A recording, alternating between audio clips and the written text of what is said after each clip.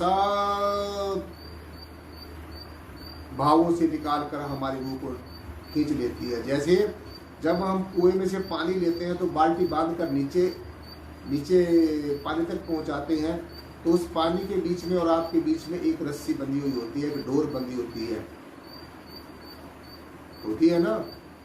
आजकल तो कुएं नहीं है, लेकिन कहीं पर कुआं में जिसमें से पानी निकालना हो तो हम बाल्टी जब उसमें डालते हैं तो उसमें रस्सी बांधे, तो उस रस्सी के सहारे से उस बाल्टी को, उस पानी को बहा लाते हैं। ठीक इसी प्रकार से जो ये शब्द धुन है हमारी आत्मा के बीच में और परमात्मा के बीच में एक ये डोर है। ये लीव जब लग जाती है, ये तार जब जुड़ जाती है, तार नाड़ तार तू मिला के देख ले, आएगा जवाब तार पाके देख ले। तार नाड़ तार तू मिला के देख ले, आएगा जवाब तू मिल। ये 16 आने सच है, ये 100% सच है, ये बिल्कुल सत्य बात है। आप इसको समझ लीजिए, आप इसको अच्छी तरीके से अपने आत्मसात कर लीजिए। तो लय योग जिसको कहा गया है, अपने निरंतर स्वस्वरूप को, आत्मा का ज्ञान और ध्यान। अब मन को रिझाने के लिए मन से ऊपर की बात करिए, मन के ऊपर के दायरे की बात जब आप करेंगे तो मन फिर अपने आप समझेगा। आत्मा अपने स्वस्वरूप का, आत्मा का ज्ञान और ध्यान, आत्मा के ज्ञान और ध्यान से खुद का अनुभव, उधारा लिया हुआ नहीं। वेदों शास्त्रों उपनिषदों से पढ़कर कोई प्रमाण दे दिया, कोई लच्छेदार कोई श्लोक सुना दिया, कोई वाणी का शब्द का सहारा ले लिया, ऐसा नहीं। वो जो वाणी हमें कह रही है, अब वाणी तो कह रही है कि दूर की वाणी है जिन्हें सगली चिंता मिटाई, सुनो इसको बैठकर, इस अनहद शब्द को सुनो बैठकर, इस शब्द धुन को सुनो बैठकर ध्यान में, इस धुन के साथ जुड़ो, इस आवाज के साथ जुड़ो। यही आपकी आंतरिक जो अलौकिक आवाज है इसके साथ जुड़ना होगा और खुद का अनुभव करना होगा। इधर उधर की कट पेस्ट नहीं, उधारी ली गई बातें कहीं से पढ़ ली और लिख दी और वाह वाह भी लूट ली, वो नहीं काम चलेगा। जैसे आजकल चल रहा है खेल, लोग फिर कमेंट्स लिखते हैं, हालांकि वो उसके अपने विचार नहीं होते। तो इसीलिए खुद का अनुभव होना चाहिए, खुद का तजर्बा होना चाहिए, सेल्फ एक्सपेरिमेंटेशन होनी चाहिए, सेल्फ रिलायंस होना चाहिए। तब जाकर साथ संगत जी हमारे जीवन की ये जो बुद्धि है तब जाकर ये सुलझेगी, ऐसे सुलझने वाली नहीं है। इसलिए ये ध्यान से हमने सोचना है, ये ध्यान से हमने समझना है कि हमारा जो उद्देश्य है वो परमेश्वर से मिलना है। हमारा सबसे पहला और सबसे अंतिम जो जीवन का लक्ष्य है वो परमेश्वर की अपने अंश अनुभूति करना है और परमेश्वर को जानना है, पहचानना है। पहले पहचान करनी है, पहले जानकारी हासिल करनी है, फिर उसके बाद में मानना है, जानकर मानना है। क्योंकि अध्यात्म जानने का विषय है, मानने का विषय नहीं है। पहले जानिए फिर मानिए। सो इसलिए खुद का अनुभव और अब दूसरा जो मन को अपने फेवर में करने का जो तरीका है वो, एक तो मैंने आपको ये ऊपर अर्ज किया है, ये करना होगा। और फिर दूसरा निस्वार्थ भाव से और निरंतर लगातार, जैसे आप लोग बड़े अहोभाग्य हैं, आपके बड़े सौभाग्य वाले कि हर रोज आप इस ज्ञान चर्चा में शरीक होते हैं, तो मुझे बहुत खुशी होती है। और उससे ज्यादा खुशी मुझे लगता है आपको भी होती होगी, आपको परमेश्वर की चर्चा सुनने का मौका मिलता है। तो सबसे गुजारिश है कि 1 घंटा हर रोज आपने जरूर निकालना है, चाहे आप कहीं पर भी व्यस्त हो। सब कुछ तज बस हरी बज, जब एक आपको तेर लग जाए, एक लगन लग जाए, आपको एक जुनून हो जाए आपके अंदर कि मैंने सत्संग में जाना ही जाना है, बस मैंने सदगुरु के वचन को मानना ही मानना है। दुनिया की बातें सब एक तरफ रख देनी चाहिए 1 घंटे के लिए। और तो 24 घंटे तो आप मस्त रहते ही हो अपने संसार में, वो तो कोई दिक्कत ही नहीं है, वो तो कोई आपत्ति ही नहीं है। तो 1 घंटा भी नहीं निकाल सके तो फिर बड़ी मुश्किल हो जाएगी। 1 घंटा हर रोज सत्संग के लिए निकालना है और हर रोज सुबह और शाम को साधना में जरूर बैठना है। ये पक्की बात नोट कर लो, अगर आप कुछ अपने जीवन का उद्धार सुधार करना चाहते हो। ये करनी का खेल है, सुनने सुनाने का नहीं है, ये कथनी का खेल भी नहीं है। ये करनी का खेल है, ना ही बुद्धि विचार। बुद्धि के लेवल पे विचार करने की बड़ी चतुराई दिखा दी, चापलूसी कर दी और बस ये सोच लिया मैं तो बहुत विद्वान हूं, मैं तो बहुत समझदार हूं। ऐसा नहीं, बुद्धि का विचार नहीं, मन का मनन नहीं, मन बुद्धि चित्त और पर से अहंकार से परे आप एक भगवान पवित्र आत्मा हो, अपने आप को आत्मा जानो और आत्मा बनकर ही संसार में काम करो, शरीर भाव से नहीं करना है। तो इसलिए साध संगत जी, जो निस्वार्थ भाव से जो सत्संग है, जो सेवा है और जो सुमरण है, सुमरण भी निस्वार्थ भाव से करना है। ये नहीं है कि एक दिन आपने सुमरण किया और फिर इच्छाओं का कटोरा लेकर खड़े हो गए सदगुरु के सामने। फोन पे ही लोग चाहते हैं बस फोन पे ही मेरा समाधान हो जाए, हमारे ऐसा हो गया जी, वैसा हो गया जी। अरे भाई, हम ये बातें करने के लिए नहीं संसार में, हम आपको परमेश्वर के बारे में जागरूक करने के लिए आए हैं। ये बातें आप अपने लेवल पे करिए।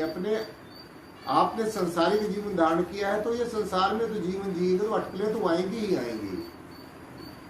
सो इसलिए साध संगत जी, खुद का अनुभव और निरंतर निस्वार्थ भाव से सत्संग, सेवा और सुमरण और निज स्वरूप आत्म तत्व का ध्यान करते हुए, अपने आप में रमण करते हुए, अब ध्यान से सुनना है ये जो मैं आपको बताने जा रहा हूं। निस्वार्थ भाव से सत्संग, सेवा और सुमरण और इसके साथ में निज स्वरूप का आत्म तत्व का ध्यान करते हुए, निज स्वरूप का आत्म तत्व का ध्यान करते हुए, अपने आप में रमण करते हुए, इस ओत प्रोत जय श्री प्रियतम निर्गुण निराकार सर्वाधार विश्वाधार परम तत्व को अपने अंग संग समझते हुए, अब देख लो, ये ध्यान से सुन लो, ये सूत्र है,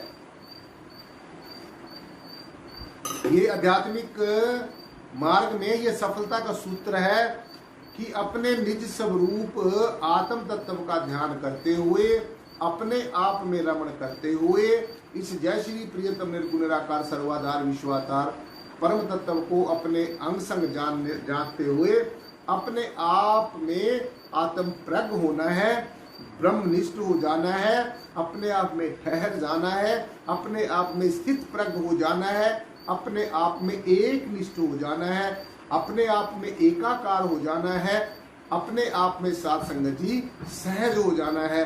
तो ये एक आध्यात्मिक मार्ग में सफलता प्राप्त करने के लिए बड़ा सहज और स्टीक ये साध संगत जी सूत्र है।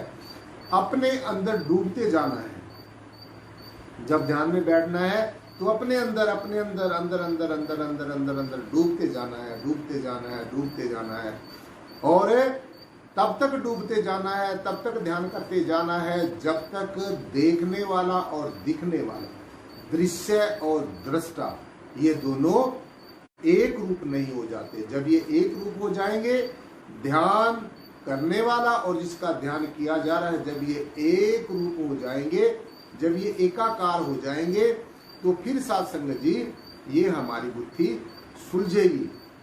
तो इसलिए अपने अंतर में ठहर जाना है, अपने अंदर में डूबते जाना है, मन बुद्धि चित्त और अहंकार से पार एवं परे जो आत्मा है, रंग रूप और आकार का जो सारा ये दृष्टिमान जगत है, ये सारे दृश्य हैं, इनसे परे चलना है। शब्द स्पर्श रूप रस गंध से पार जाना है, परे चलना है, और सबसे परे चलकर जो पावन है, अपने आप में होली है, पवित्र है, पावन है, पवित्र है और परिपूर्ण है, absolute and complete in all the ways. हर तरह से जो कंप्लीट है, एब्सोल्यूट है, परिपूर्ण है और निर्गुण है, गुण और अवगुण से परे है, निराकार है, रंग रूप आकार से परे है, जो अजर है, अमर है, अविनाशी है। तो इस आत्म तत्व का साथ संगत जी अनुभव करते हुए, और इस आत्म तत्व का अनुभव करते हुए अपने जो हमारा जीवन का टारगेट है, जो हमारा जीवन का लक्ष्य है, वहां तक हमने पहुंचना है। तो इसलिए यही साध संगत जी जीवन जीने की कला है। This is called the best art of living. जीवन जीने की कला, आर्ट ऑफ लिविंग। इस तरीके से जब जीवन जिया जाएगा, आप संसार में रहें लेकिन संसार आपके अंदर न रहे। आप ये अच्छी तरीके से समझ लो, ये अच्छी तरीके से जान लो कि आप एक पावन पवित्र आत्मा हो, आप एक अजर अमर अविनाशी आत्मा हो, क्योंकि आप अजर अमर और अविनाशी परम तत्व का अंश है। तो जैसा हमारा अंशी है वैसा ही अंश है, जैसा हमारा अंशी है वैसा ही अंश है, जैसा हमारा वंशी है वैसा ही वंश है, जैसा हमारा परमेश्वर है, हमारा परमपिता है, वैसा ही हम आत्म रूप में है। तो इसलिए जब इस तरीके का ज्ञान होगा, जब इस तरह का ध्यान होगा साध संगत जी, तब जाकर हमारी चाहे वो लौकिक जगत की समस्याएं हैं, चाहे वो अलौकिक जगत की समस्याएं हैं। इसलिए मन बहुत ही बड़ी भूमिका निभाता है, बहुत बड़ी भूमिका निभाता है। और इसको रिझाने के लिए, समझाने के लिए मैंने आपको कितने तरीके बताए हैं, कितने तरीके बताए हैं। और सबसे सहज तरीका है जिसको आप कर सकते हैं, आप जिसको वश में करने के लिए बड़े बड़े तप किए, अघोर साधनाएं की, संयम किए, साधनाएं की, तीर्थों के ऊपर स्नान किए, व्रत उपवास रखे, इस मन को समझाने के लिए। लेकिन हमारे सतगुरु भगवान ने जो हमें सहज और सटीक जो रास्ता, जो कारगर तरीका बताया है, ये जो सूरत और शब्द का योग है। तो इसके साथ हमेशा सूरत को अपने शब्द के साथ में जोड़ते रहना, इसको साथ संगत जी हमेशा हमेशा के लिए सद्गुरु भगवान के पावन श्री चरणों में समर्पित कर देना। यही हमारे जीवन का सबसे सर्वश्रेष्ठ, सबसे पहला और सबसे अंतिम उद्देश्य है। क्योंकि जब तक निज स्वरूप का ज्ञान नहीं होगा, जब तक आत्म स्वरूप का ज्ञान नहीं होगा, जब तक ये पता नहीं चलेगा कि हम एक पावन पवित्र आत्मा है, हम एक अविनाशी आत्मा है, तो तब तक साथ संगत जी ये जो संसार के जो झमेले हैं, ये सारे संसार के जो जितने भी हैं, जो भी हमारे संसारिकता के जो दुनियावी हमारे बंधन है, और दुनियावी जो हमारे जो साथ संगत जी जो दुनियावी जो झंझट है, जो झंझावात है, इनसे ऊपर उठने के लिए हमने ये तो करना ही होगा। तो इसलिए ये समझ लेना चाहिए, हमने इस बात को बार बार अच्छी तरीके से समझ लेना चाहिए, जान लेना चाहिए, पहचान लेना चाहिए। इस सच्चाई से हमेशा हमेशा के लिए वाकफ हो जाना चाहिए, तभी जाकर हमारे जीवन की जो है ये गुत्थी सुलझेगी। ये जन्म जन्मांतरों से उलझी हुई पहेली है, तब जाकर साथ संगत जी ये सुलझेगी। इसलिए आज की जो ज्ञान चर्चा है वही पर संपन्न होती है, और बोलने में कोई त्रुटि हो गई साथ में बार बार क्षमा का याचक, बार बार क्षमा प्रार्थी। और एक बार सद्गुरु भगवान के नाम का जय घोष जयकारा, जिनकी अपार कृपा से आज हम सबको ये ज्ञान चर्चा सुनने और सुनाने का सौभाग्य प्राप्त हुआ है। बोलो सद्गुरु भगवान की। जो बोले तिस बलिहार परम पूजनीय सद्गुरुदेव बूटा सिंह जी महाराज की जय। जो बोले तिस बलिहार परम पूजनीय सद्गुरुदेव मेहताब सिंह जी महाराज की जय। जो बोले तिस बलिहार परम पूजनीय सद्गुरुदेव लक्ष्मण सिंह जी महाराज की जय। जो बोले तिस बलिहार परम पूजनीय सद्गुरुदेव प्रीतमनाथ जी महाराज की जय। जो बोले तिस बलिहार सर्व संत समाज की जय।